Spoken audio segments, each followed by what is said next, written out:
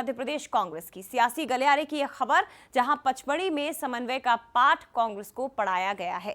बड़े नेताओं की बैठक में समन्वय पर, कोऑर्डिनेशन पर फोकस किया गया। राहुल गांधी क्योंकि पहुंचे थे इस शिविर में, नेताओं को मंत्र दिया है राहुल गांधी ने कि आपसी सामंजस्य से ही काम करिए। ये मैसेज पहुंचाने की कोशिश हुई है। कांग्रेस को एकजुट रहने का सूत्र दिया है राहुल गांधी ने, एकजुटता से आगे बढ़ाने का मंत्र दिया है। 2028 चुनावों के रोड मैप और मुद्दों पर भी चर्चा हुई। जीतू पटवारी ने कहा कि सामूहिक नेतृत्व के साथ ही हम काम कर रहे हैं। समन्वय बनाना मेरी और प्रदेश प्रभारी की जिम्मेदारी है। ब्लॉक स्तर से जिला और प्रदेश स्तर पर समन्वय जरूरी है। देर आए दुरुस्त आए, लेकिन कांग्रेस अभी बात समझ चुकी है कि अगर हम एक होकर रहेंगे तो ही बीजेपी से मुकाबला हो सकेगा।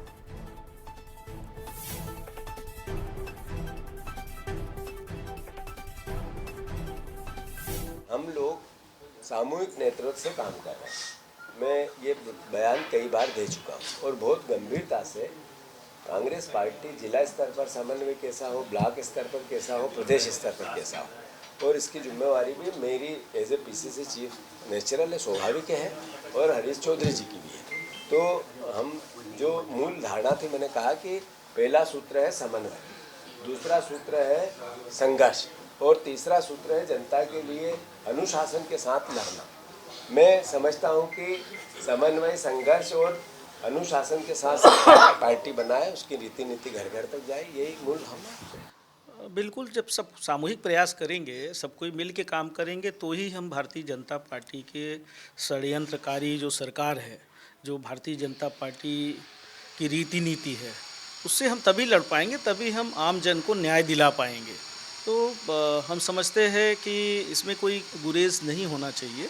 सबको मिल के काम करने की आवश्यकता है और सब कोई मिल के काम करेंगे तो सफलता 100% मिलेगी। समन्वय, संघर्ष, अनुशासन, ये 3 मंत्र राहुल गांधी जो कांग्रेस के नेताओं को देकर गए हैं और इसी पर आगे बढ़ने की बात कही जा रही है।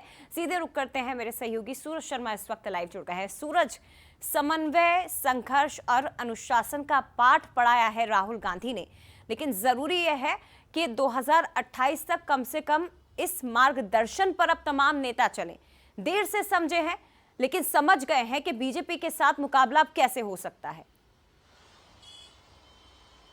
देखिए, बिल्कुल पार्टी में गुटबाजी यानी कोऑर्डिनेशन की कमी बहुत कम है। शायद यही बात कारण है कि हम देख रहे हैं बार बार जब भी कोई बड़े मंच होते हैं तो उस पर ये मैसेज भी निकलकर सामने आता है कि आखिर पार्टी में समन्वय क्यों नहीं है, गुटबाजी क्यों दिखती है, अलग अलग नेताओं का अलग अलग वर्चस्व नजर आता है। लेकिन ये मैसेज दिल्ली तक भी पहुंच गया। शायद यही कारण है कि हमने देखा जब पिछली बार जब 30 मई को राहुल गांधी भोपाल आए थे, तब भी ये बात कही थी कि सब लोग एक साथ मिलकर ज्वाइंट जो प्रयास है वो उनको करना चाहिए। और शायद यही कारण है कि ज्वाइंट एफर्ट्स के बाद अब जिस तरीके से पचमढ़ी में राहुल गांधी के साथ बड़े नेताओं की बैठक हुई, तो तमाम नेताओं ने कहीं के समन्वय की कमी की बात कही कि आखिर बहुत सारी चीजें ऐसी हैं जो कोऑर्डिनेशन में नहीं पहुंच पाती, बहुत सारे फैसले ऐसे होते हैं जो सिंगल वन मैन व्यक्ति लेता है। शायद यही कारण है कि अब राहुल गांधी ने स्पष्ट तौर पर कहा है कि तमाम नेताओं को 28 के लिए तैयारी करनी है और संगठन को मजबूत करना है। तो सबसे बड़ी बात है कि आप सबको एक साथ होना पड़ेगा और यही कारण है कि जीतू पटवारी भी स्वीकार कर रहे हैं कि हमें समन्वय के साथ काम करना है।